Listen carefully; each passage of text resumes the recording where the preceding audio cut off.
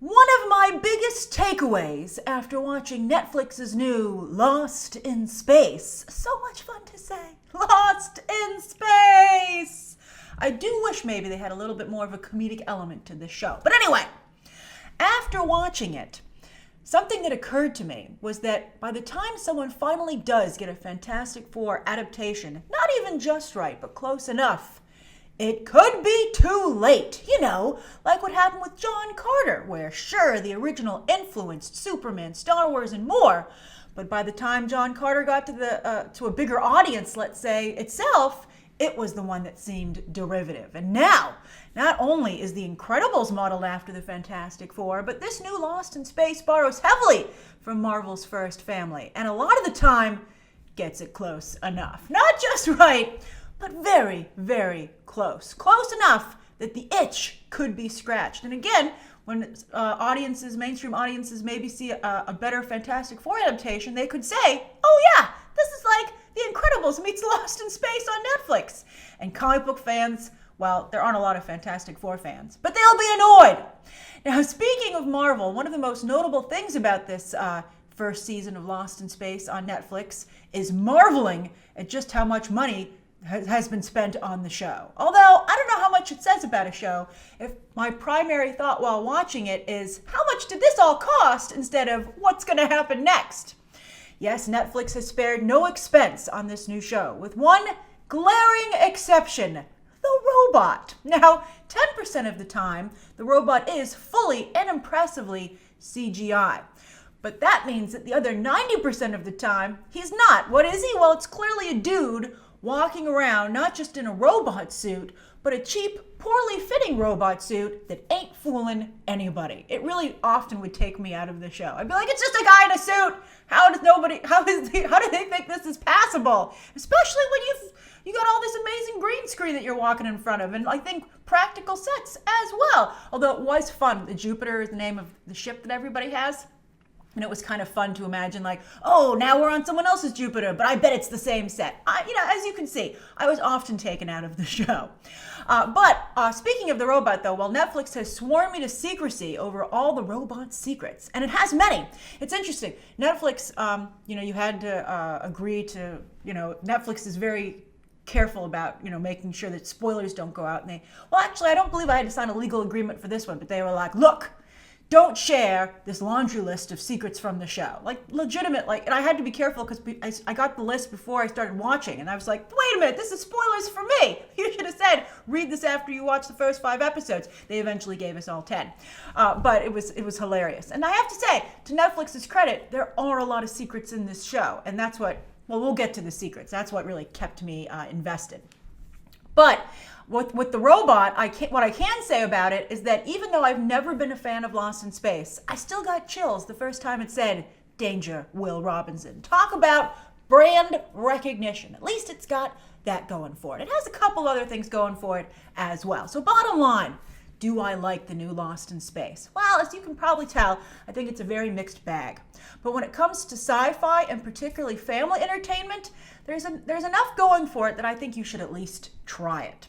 The best part of the show, by far and away, is Parker Posey as a female Dr. Smith. You might recall from my trailer reaction for this show, I was like on the fence, but then I was like, Parker Posey's here, I'll watch it. And if you're a fan of Parker Posey, as I am, you will not be disappointed. This is not only the best role that she's ever had, she gives a wonderfully nuanced and complex performance. Really good. Not to mention her hair is so cool.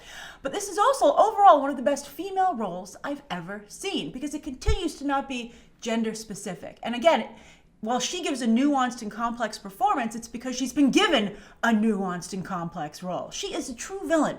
She will not only look you in the eye and lie to you, but she is willing to not only work against your best interests, but legitimately put you in danger, including kids. And to have such a villain showcased in what's basically, again, family entertainment is absolutely groundbreaking. And I think it's good for kids to know about that very real type of evil. And also, speaking of family entertainment and kids watching, I also think it's great that the Robinson children are fully in the mix, both in terms of saving the day, but also making mistakes. They're not Mary and Gary Stews, which I appreciate it, because so often kids in this kind of entertainment, they either do that or they're like Dennis the Menace, like, what? They didn't do that at all here. They were a little bit bland, though. We'll get to the Robinsons. But also, it's great in terms of the Robinsons, as a group.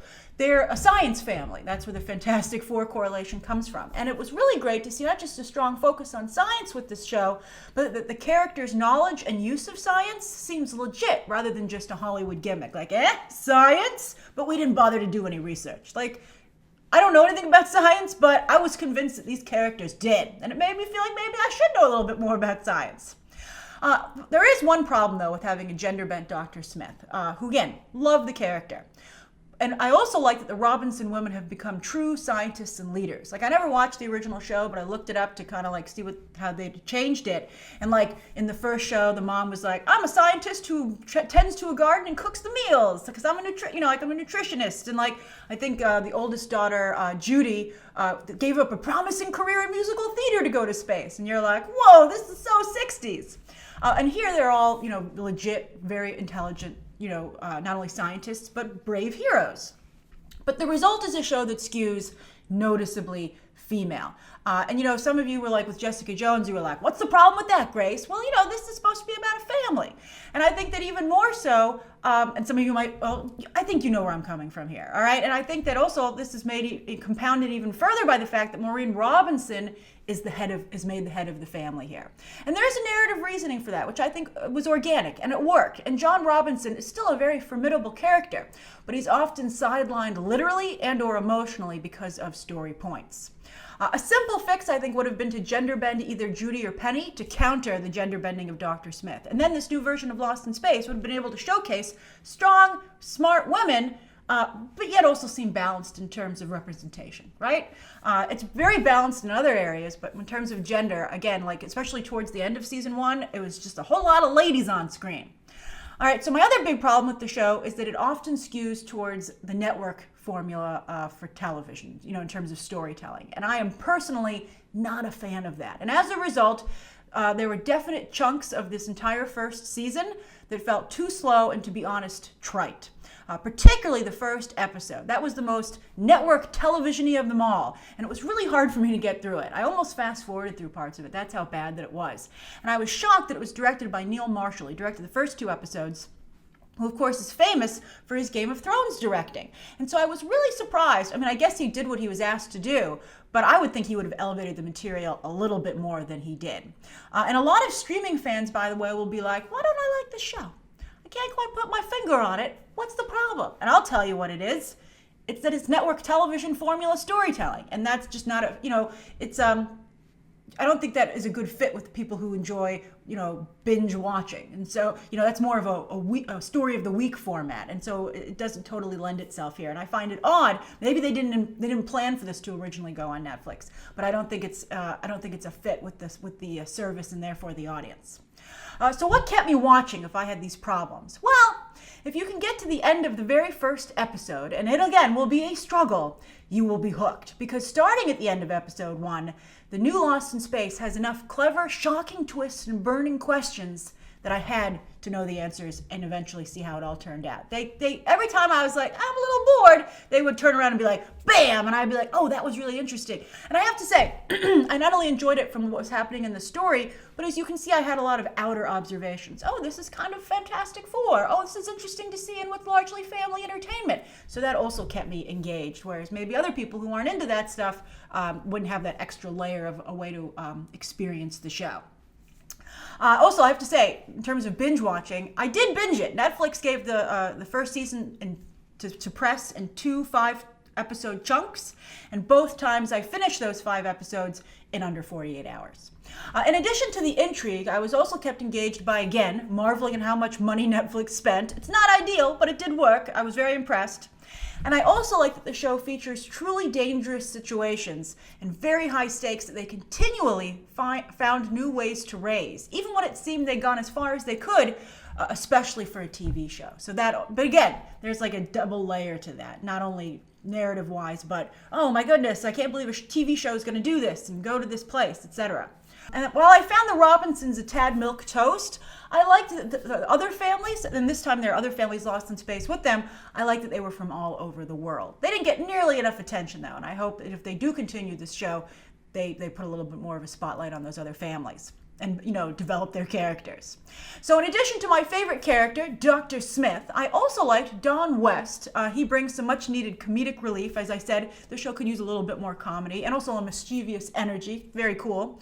Although they seem to be setting up a romance for him with Judy, because they were paired up in the original show, but she just seems way too young for him with the casting they've gone with. It didn't quite work. Also, Molly Parker and Toby Stevens eventually grew on me as Maureen and John Robinson, largely because they are both just so damn resourceful. 3 words: tar pit scene. After that scene, you will like them too. I think you're like, I can't resist anymore. You guys are awesome. And science.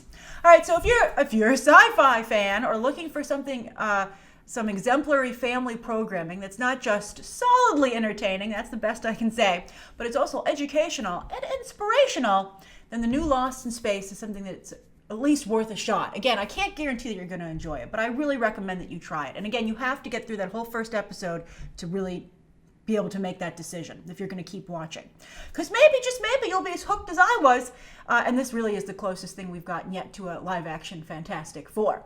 And Disney, you better hurry up with that Fox acquisition so you can move ahead with that brand. As I said before, I believe it's actually a top priority for them, but I think the window might be closing, at least for quite some time. So are you planning to watch the new Lost in Space? Season 1 debuts April 13th, and that is when I will debut my spoiler review, because there's definitely some stuff we need to talk about, including that cliffhanger ending. I was very surprised at the ending. It was not only surprising, but again, impressive in terms of the money and the stakes. That's how I would basically describe the new Lost in Space. All right, so share your thoughts down below. Thank you so much for tuning in, and you can check out some more episodes right now.